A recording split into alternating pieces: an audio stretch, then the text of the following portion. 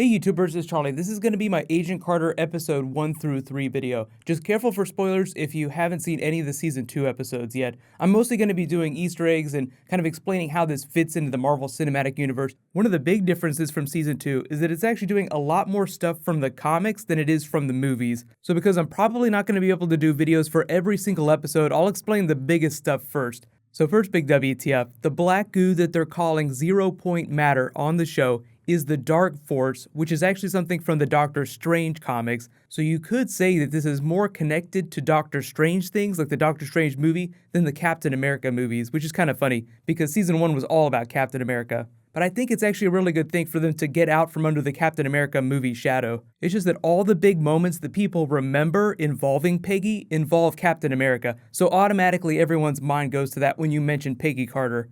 Jumping forward to episodes 2 and 3, you see that Whitney Frost, aka Madame Mask, is infused with the Dark Force. And the Dark Force is actually an energy that can be manipulated by people that are attuned to it. There are other characters in the comics that are able to use it. Cloak is one example of that, Darkhawk, Quagmire. There's even a twist on it that DC Comics has. It's basically extra-dimensional energy that has a level of sentience. Like it's implied that it's alive. But think of it in the way you would think about them trying to harness the power of the Tesseract in the movies. Limitless power, but it's not the exact same thing. Like the Dark Force power is not the same type of power as the Tesseract energy.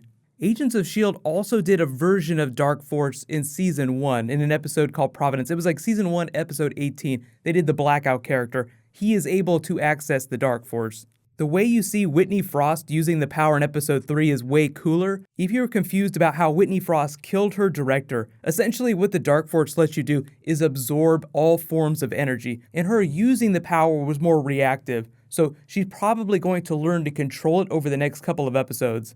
But next big thing, Whitney Frost, the Madame Mask character, they announced they were doing her character. She's probably like the biggest comic book character they brought on the show. And she's not going to be wearing the mask anytime soon, but maybe by the end of the series. Madame Mask has actually appeared in the Invincible Iron Man. If you started reading that recently, the Madame Mask character teased that up. So I'm hoping that the scar on her face, like the Dark Force scar, is going to get bigger and she will be forced to wear the mask just to hide it from everyone. Next big WTF, the Arena Club in the Council of Nine. I know everybody's wondering, this symbol looks exactly like the symbol of the organization that predated Hydra that Agents of S.H.I.E.L.D. has been doing this year. So just careful for spoilers from Agents of S.H.I.E.L.D., I have to explain that a little bit. So on Agents of S.H.I.E.L.D. this year, they did this really interesting thing with Hydra because Hydra is such a big organization from the comics that the movies have explained, so they're always going to keep going back to that well. But in order to deepen the mythology, which I'm really happy that they did, they present Hydra is the most recent iteration of this ancient organization tied to the Inhumans. Now, the thing about Agent Carter is that this pin, yes, the symbol looks very similar, but what the producers of Agent Carter have said is that it has nothing to do with the Agents of S.H.I.E.L.D. Hydra organization. They said that it's tied to the Secret Empire from the comics, which is a completely different evil group of people. So the Secret Empire was created by Stan Lee and Jack Kirby in the mid-60s to be this general terrorist organization that was not Hydra. They had already created Hydra, so they wanted another organization to go to. So they were just like this mystery council of really powerful people acting behind the scenes. Their first appearance was actually during a Bruce Banner Hulk storyline. So I'm not expecting any Hydra references from any of this Council of Nine stuff in Agent Carter. I think it's going to be its own separate thing. They might pay reference to some things that are going on with Hydra, but at this point in history, Hydra is still kind of baking in the oven. If you remember way back to the Agent Carter finale from Season 1, they teased the beginning of Hydra. They captured all the Nazi scientists and they were going to start working for the US government, but they were all secretly going to get together to form Hydra.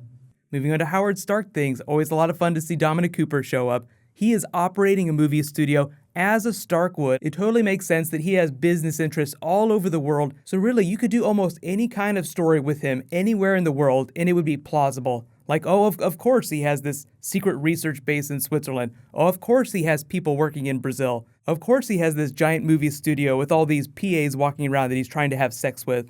I like the way they tease Howard. You know, he's helping Peggy figure out what's going on with the Dark Force using his science, but they also buried the lead a little bit. He's also trying to revolutionize the motion picture industry in the way film is exposed. He's like, I'm working on a silver nitrate solution that will allow me to show the entire visible spectrum. And every once in a while, one of the characters will make a turn of phrase that'll be a reference to something from the movies, so you really do have to listen carefully. Like, you might have to watch the episode a couple times. But the biggest one in episode 3, like recently, was Jarvis making a reference about never wanting to be a floaty head voice, because they create this home alarm where Jarvis's voice is like, you're in the wrong area, you're not supposed to be here. Oh, I never want to be a disembodied voice. You know, cut to the Iron Man movies when Tony Stark has used Jarvis's voice to create his AI. It's been a while since I've talked about this because there's a different version of the Jarvis character in the movies, in the comics, and in Agent Carter. So just to explain what's going on with Jarvis the voice and Jarvis the AI that becomes the Vision character. So Jarvis was an actual person that worked for Howard Stark. He became a caretaker for Tony Stark whenever Howard was away. Like all Marvel superheroes, he has crazy daddy issues because his dad wasn't around all the time. So Jarvis was kind of like a parent to him in the way that Alfred is a parent to Bruce Wayne. So in the context of the movie universe, when Jarvis died, Tony Stark turned him into an AI just because that's his sense of humor. So eventually, Jarvis becomes the basis for Vision. Jarvis becomes the Vision, even though it's not completely Jarvis. Vision is the baby of Ultron, the Mind Gem, in Jarvis, so he has aspects of all those things inside of him. So we go from this to this. But if you're also reading the comics, in the all-new Avengers, the Kamala Khan Avengers, I'll call it that, a version of Jarvis is still alive and serves Tony Stark. So it's kind of this funny story where he shows up at the new Avengers facility, which is his rundown plane hangar. But this season so far, Agent Carter has been great. It's a great TV series. I feel like sometimes it's a hard sell if you don't like period shows, like if you don't want to watch something that takes place during the 40s and 50s. So let me know, what do you guys think of Agent Carter so far this season? I feel like it's a lot of fun. I feel like it's having a little bit more fun than it did in season 1, and it's moving a little bit quicker. I like that they're doing more comic book things. Like I said though, I might not have time to do videos for every single episode, so if I miss a video next week, I'll just do a video later for all the stuff that I missed, because it's actually a really good show. But for those that are asking, Agents of S.H.I.E.L.D. will come back after Agent Carter's run is over. But in slightly related news, if you guys didn't know, tonight Arrow is going to be a lot of fun. Felicity is going to take a whole bunch of drugs. It is going to be the most fun thing ever. I always love it when characters get super high and do really crazy stuff. Legends of Tomorrow episode 2 is on Thursday as well. So lots of DC, lots of Marvel stuff happening. I'm going to circle back around. There's some new Captain America, Spider-Man stuff happening. I'm going to do a video for in the next couple days too. So be sure to subscribe to get everything. And if there's any Marvel stuff you guys want, just let me know in the comments below. Just in case you guys haven't seen it, last night was probably one of the best episodes of The Flash Season 2. You can click here, it's my episode 11 video. And you can click here for all my other Captain America Civil War videos. Thank you so much for watching, everybody. Let's high five. I'll see you guys tonight.